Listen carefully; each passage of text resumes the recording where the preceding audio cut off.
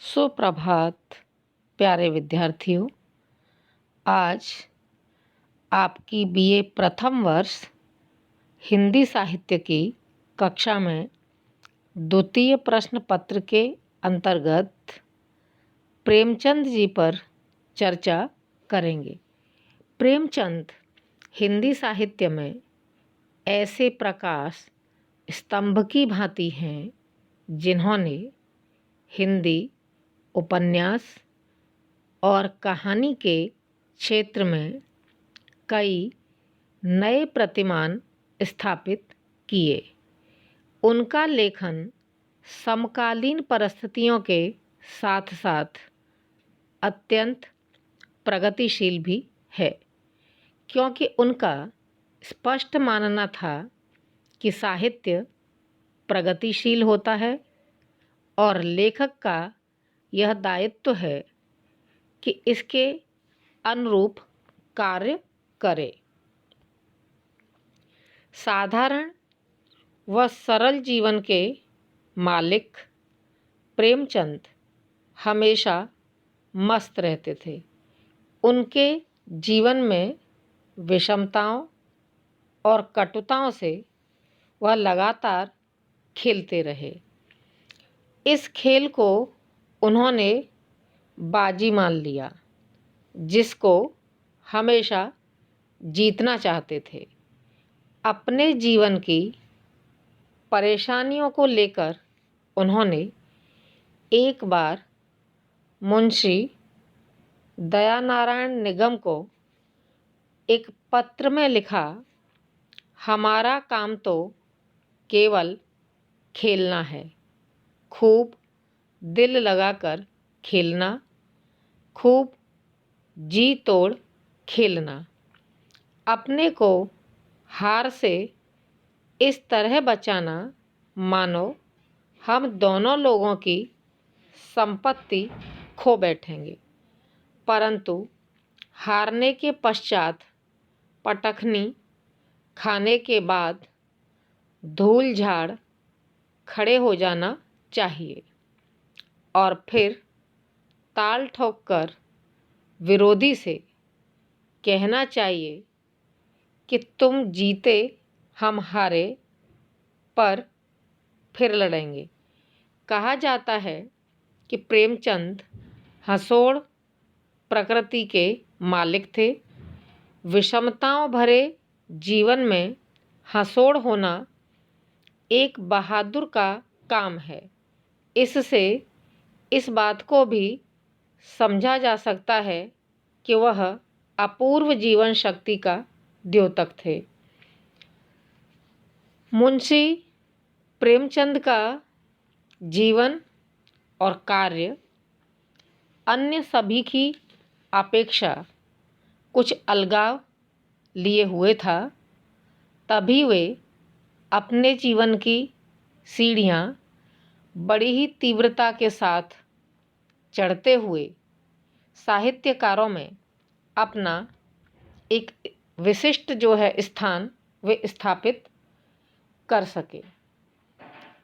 अपने इसी कार्य कुशलता के कारण ही वे धनपत राय से प्रेमचंद बनने का सफ़र करते हुए किस प्रकार से आगे बढ़े, इसी स्थिति को हम आज के इस व्याख्यान में और अधिक स्पष्टता से देखेंगे।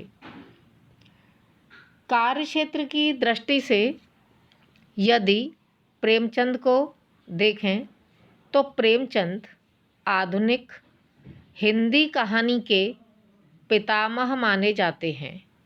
यों तो उनके साहित्यिक जीवन का आरंभ 1901 से हो चुका था, पर उनकी पहली हिंदी कहानी सरस्वती पत्रिका के दिसंबर अंक में 1915 में सौत नाम से प्रकाशित हुई और 1936 में अंतिम कहानी कफन नाम से हुई।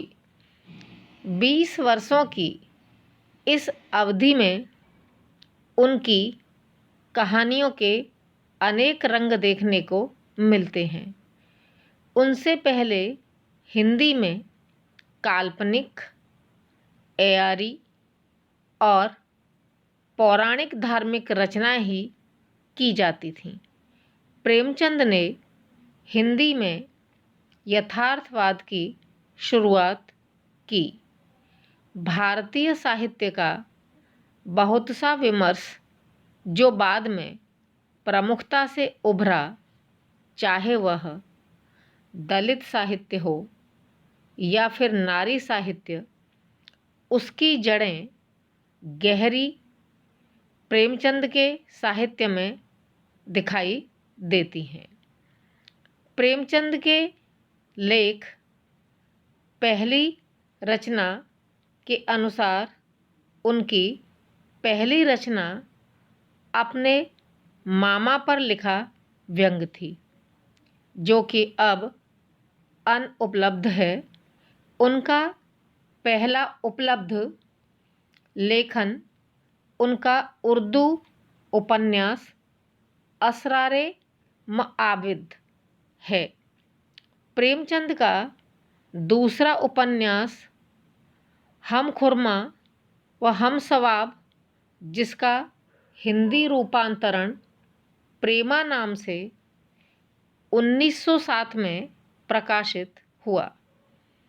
इसके बाद प्रेमचंद का पहली कहानी संग्रह सोजे वतन नाम से आया, जो 1908 में प्रकाशित हुआ।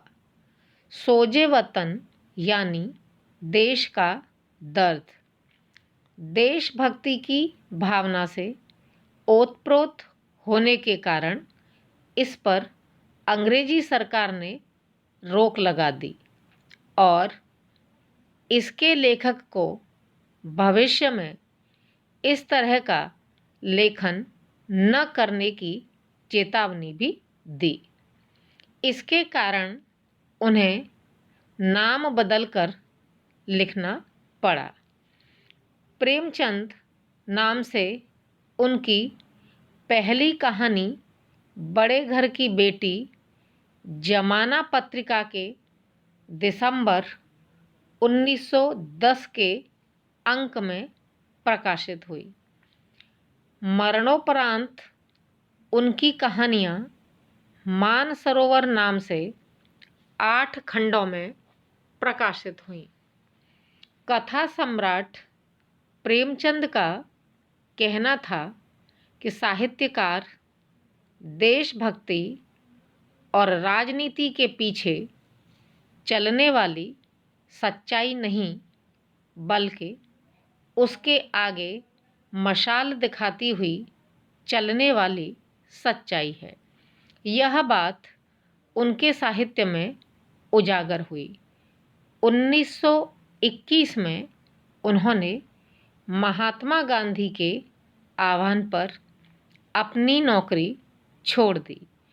कुछ महीने मर्यादा पत्रिका का संपादन भार उन्होंने संभाला। 6 साल तक माधुरी नामक पत्रिका का संपादन किया। 1930 में बनारस से अपना मासिक पत्र हंस उन्होंने शुरू किया और 1932 के आरंभ में जागरण नामक एक साप्ताहिक और निकाला। उन्होंने लखनऊ में 1936 में अखिल भारतीय प्रगतिशील लेखक संघ के सम्मेलन की अध्यक्षता की। उन्होंने मोहन दयाराम भवनानी की अजंता सिनेटोन कंपनी में कहानी लेखन की नौकरी भी की। 1934 में प्रदर्शित मजदूर नामक फिल्म की कथा लिखी और कॉन्ट्रैक्ट कि साल भर की अवधि पूरी किए बिना ही 2 महीने का वेतन छोड़कर बनारस भाग आए, क्योंकि बम्बई आधुनिक मुंबई का और उससे भी ज़्यादा वहाँ की फिल्मी दुनिया का हवा पानी उन्हें बिल्कुल भी रास नहीं आया और उन्होंने अपने घर पर वापस आना ही उचित समझा। उन्होंने मूल रूप से हिंदी में 1915 से कहानियाँ लिखना और 1918 सेवा सदन से उपन्यास लिखना शुरू किया। प्रेमचंद ने कुल करीब 300 कहानियाँ, लगभग 1 दर्जन उपन्यास और कई लेख लिखे। उन्होंने कुछ नाटक भी लिखे और कुछ अनुवाद कार्य भी किया। प्रेमचंद के कई साहित्यिक कृतियों का अंग्रेजी, रूसी, जर्मन सहित अनेक भाषाओं में अनुवाद हुआ। गोदान उनकी कालजयी रचना है। कफन उनकी अंतिम कहानी मानी जाती है। उन्होंने हिंदी और उर्दू में पूरे अधिकार के साथ लिखा। उनकी अधिकांश रचनाएं मूल रूप से उर्दू में लिखी गई हैं, लेकिन उनका प्रकाशन हिंदी में पहले हुआ। 33 वर्षों के रचनात्मक जीवन में वे साहित्य की ऐसी विरासत सौंप गए जो गुणों की दृष्टि से अमूल्य है और आकार की दृष्टि से असीमित। प्रेमचंद ने अपनी कला के शिखर पर पहुंचने के लिए अनेक प्रयोग किए। जिस युग में प्रेमचंद ने कलम उठाई थी, उस समय उनके पीछे ऐसी कोई ठोस विरासत नहीं थी और न ही विचार और प्रगतिशीलता का कोई मॉडल ही उनके सामने था, सिवाय बांग्ला साहित्य के। उस पर बंकिम बाबू थे, शरतचंद्र थे और इसके अलावा टॉलस्टॉय जैसे रूसी साहित्यकार थे। लेकिन होते होते उन्होंने गोदान जैसे कालजयी उपन्यास की रचना की, जो कि एक आधुनिक क्लासिक माना जाता है। उन्होंने चीज़ों को खुद गढ़ा और खुद आकार दिया।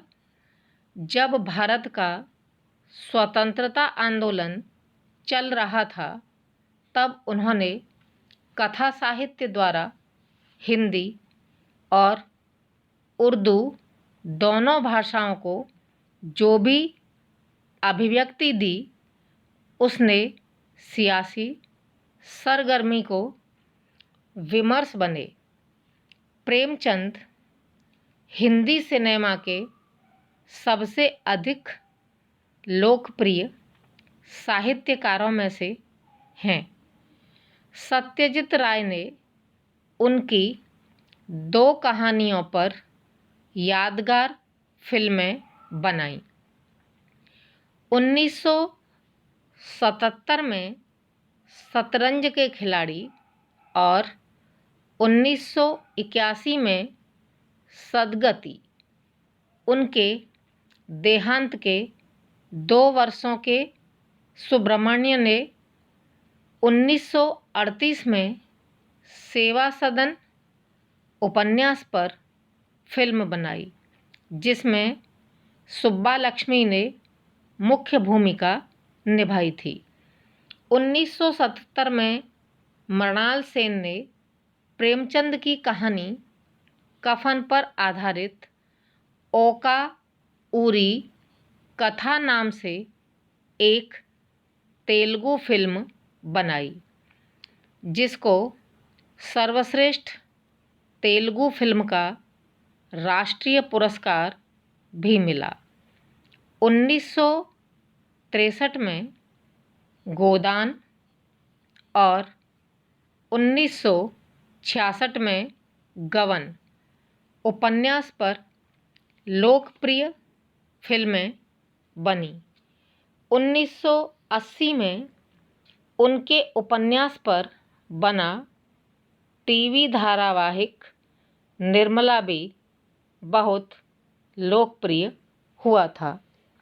इस तरह से आज के इस व्याख्यान में हमने प्रेमचंद जी के कार्य क्षेत्र पर विस्तृत चर्चा की और जिससे हमें एक नई शिक्षा प्राप्त हुई कि प्रेमचंद जी कितने कर्मठ और विभिन्न क्षेत्रों में लगातार कार्यरत रहने की या कार्य करने की क्षमता उनमें विद्यमान थी। वह हमें एक नई दिशा की ओर निर्देशित करती है और आगे बढ़ने के लिए हमारे अंदर भी एक नई ऊर्जा का संचार करती है। आज के इस व्याख्यान को हम यहीं पर समाप्त करते हैं। धन्यवाद।